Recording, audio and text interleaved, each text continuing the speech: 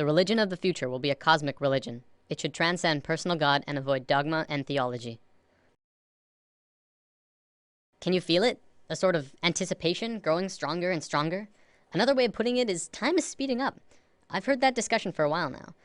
I know most people have felt it at some point, maybe while watching the news or perhaps something in their own lives. Something big is about to happen. You can see signs of it all over the world. Revolutions rapidly spreading across the Middle East, protests occurring in America and Europe. Earthquakes are devastating the world, like in Japan, Myanmar, and Greece. The global economy is failing so hard that it looks like we're looking forward into a global recession, the likes of which makes the 30s look like a cakewalk. Not to mention that if global warming doesn't put our planet into an ice age, we're gonna kill ourselves from overpopulation for sure. And using the rate of doubling, we definitely don't have the resources to survive the way we are for maybe a little over 10 years. Yet, despite all of these things, we're about to learn something amazing. It's something that will transform the Earth into something completely different, something incredible and beautiful. Many people across the globe have learned about this, and they've applied it to themselves and witnessed marvelous changes. Others have dedicated their lives to talking about it, to teaching it. I'm someone who's still exploring it, and I want more people to talk about it with. Mind, body, spirit.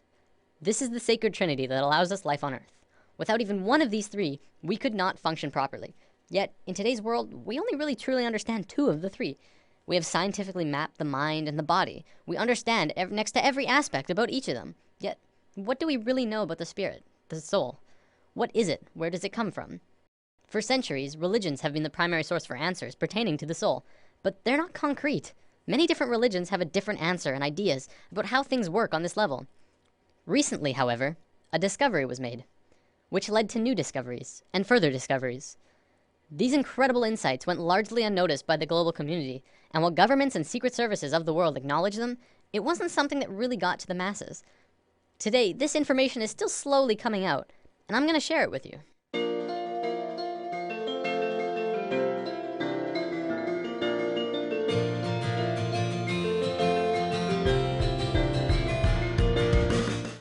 In the world of science, what do we really know about thoughts?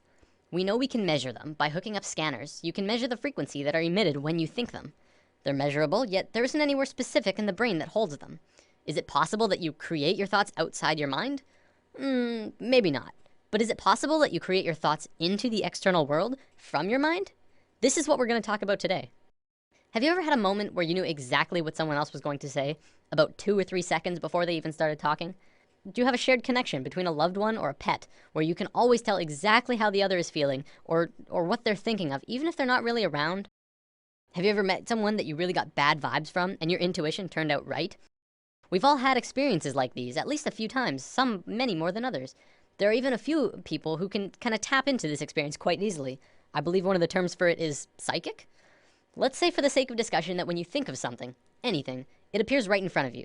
No, not physically, but let's say it appears in a different realm that's in and around all of us.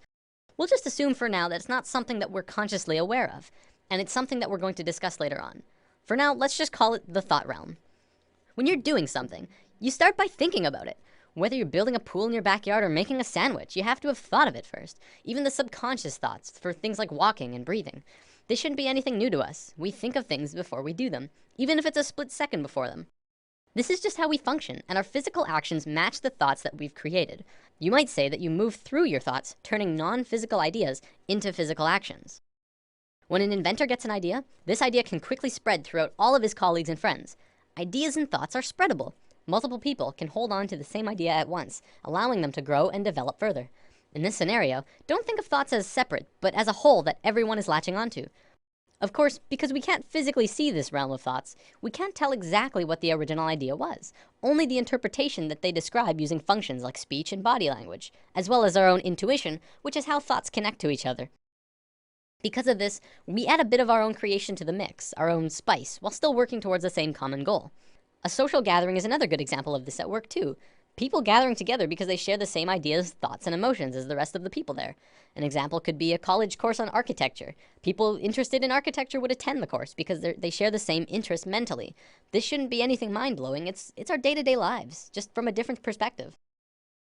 Even if you're using something that someone else made, you're still creating this experience for yourself. You manifested that iPad or house or whatever into your experiences. So with thoughts connecting with other thoughts comes our first big realization. This new understanding of how intertwined we truly are, we are not only connected in the physical realm, but in a mental and spiritual way as well. Up until recently, humankind has always understood simply that they were connected only through their physical being. We assumed that the conscious experience, as well as all of the thinking, was totally 100% isolated from the rest of everyone else. The fact is, we're not. We are so connected with each other, it's almost impossible to believe. Think about almost every creature on Earth. What do we really know about the bond that connects them? Geese are able to travel long distances, switching who flies in front like clockwork. Many fish swim in large schools, and we know that they don't have a form of verbal communication. Our pets are able to communicate with each other without speaking. Yet, it's like they know what each other are feeling and connect in a very amazing personal way. Almost every observable creature on Earth has this connection with at least their own species, if not others. We as humans are the next step in life, but that doesn't mean we don't have this connection. What's to say we're not also connected to each other in this way? We've been out of touch with ourselves for an incredibly long time now, and we are growing increasingly disharmonic. Now, thoughts being created are just the tip of the iceberg. The real interesting part comes when you look at emotions. Emotions are much more powerful than thoughts. Emotions pull on you, they control your actions, they guide you throughout your life. It's not your thoughts that control where you sit in a class or on a bus, but it's if you like that girl or you think that guy smells. When a couple is together, it's their emotions that keep them tethered. Same with if they're fighting, it's their emotions that break them apart. You watch TV shows that you enjoy. You hang out with friends because you have emotional bonds with them. Now, this applies on a smaller scale too. Do you ever have a morning where you wake up grumpy and stub your toe and think, oh, this is just gonna be one of those days, and find that the entire day afterwards just goes terrible and just everything goes wrong? What about the days when you wake up excited and happy and ready to go? Your whole day is just excellent in all of the right ways. Even if something bad does happen, you're less affected by it because you're in such a good place emotionally. The reason these differences in how your day goes is because of your emotional state. People like to think the world will go on exactly the same without you, but it really won't. People interact differently with other people, and everyone would have a completely different experience if you were not there. Imagine this scenario. There's a bully in a playground who's looking for someone to beat on. There's kids playing sports, kids skipping rope, kids on the swings, and then off to the side there's one boy sitting in the grass watching the rest of everyone play. He doesn't feel like anyone else will want to play with him, so he sits apart from the group. The bully instantly knows where to go, and the circle of hurting begins. See, it's through the feeling of being vulnerable that you become vulnerable in the physical. If the boy had walked outside for recess and told himself, I can fit in, he would probably be playing sports right now. This applies to the bully as well. He didn't have anyone else to play with, probably because of some insecurity, mental, that led him to need to hurt others. He thinks he's doing good for himself by hurting the boy, except he's really just hurting himself long term. You can look into society and see a vast amount of evidence to support it too. The people who are most successful are those who talk most of success. Those who speak most of illness have it. Yes, illness is also a creation of yours. If you have a low immune system, it's because of you. Typically, we like to blame things on the virus going around or our own immune systems, but the way that we become susceptible to them is from inside, whether that there's some ongoing negative energy or some bad feeling that we allow into ourselves. We can heal ourselves also, but I'm gonna save healing for another video. There's only one thing that becomes apparent from this understanding. You create your own reality. We are 100% responsible for the situations that we find ourselves in, the things that happen to us, good and bad. Throughout history, we've always played the blame game. It's his fault I didn't get the promotion. It's her fault I couldn't go to the game. It's everyone else's fault I'm so depressed. Whatever it is, and this may be the hardest thing to truly get, it's your fault. Your happiness, your sadness, your fears and your fortunes, every single experience of your life on Earth was because of you. Remember, just as you are creating your own individual reality, we are all co-creating our realities as a collective. We are one species, and as a species, we are creating the realities that we are experiencing together. One common argument I hear is, what about starving kids in Africa? How are they creating their starving reality? I would respond to that the Western way of life is not really allowing for everyone on the planet to live in the same abundance that the Westerners are, is it? We're using up all of the world's resources, hardly sharing anything unless they're paying a lot for it or if we're getting something out of it. And we ask why they're poor? We haven't been sharing with our brothers and sisters around the planet. But again, that's us as a collective creating the reality that we experience around the planet. This applies through all levels. As a family, you create your reality, and your actions will change what the family experiences. Because of this, and because we are not in tune with ourselves, it may often seem that sometimes we don't have complete control over what it is we experience. Sometimes we're seemingly forced into scenarios that seem out of our control. This happens as a result of our disharmony, and also lack of connection to our own intuition. When we become more in tune with ourselves, we can feel out certain scenarios and decide if that's a path we want to take. Maybe I won't go down into the dark alley. Maybe it feels right to not take that job. Beyond that, once you have the experience that you feel is out of your control, now it's your turn to decide what you do next. You can allow the experience to get the best of you and drain your energy and move into a dense, unhappy place emotionally. Or you can decide to take it for what it is, an experience, and keep moving forward. Every dark cloud has a silver lining, and if you're looking for that silver lining, you'll have a much easier time finding it. Many of us have heard of this thing called the law of attraction, which talks about something similar to this, but talks more about evidence and not much about this thought realm. Over the entire world, people have written in to tell of their amazing stories, where they've really focused on having what they wanted, and got it through miracles and coincidences. This is but a small piece in the vast ocean of the internal world that I'll be talking about. It is, however, very real, and you can literally change everything in your life by willing it so. I know this from personal experience, and it's not hard to find others who have too. One continuous argument I hear from people who deny this law of attraction is, you don't just think things and change everything by sitting on your ass.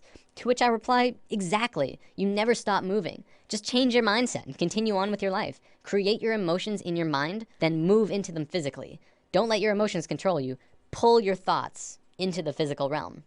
What can you do to change things? Well, just be good to yourself. Fill yourself up with the emotion of love and happiness as you go about your day. Treat yourself and try to change your perception of your life from what others think is best for you to what you think is best for you. Take a few minutes to sit down and actually just ask yourself, what do you really want? Of course, at first a lot of people might first think of money, wealth, fame, and luxury. And hey, those things are pretty nice. But will they buy you happiness? I guess that depends on you. I found in my experiences that beyond all of those things, what people really want is to be accepted, appreciated, and loved.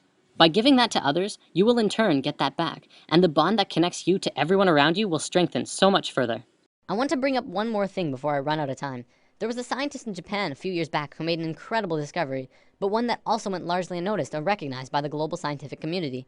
Dr. Masaru Emoto discovered that by putting words on a side of a glass of water and freezing the water, you could change how the water would freeze into crystals.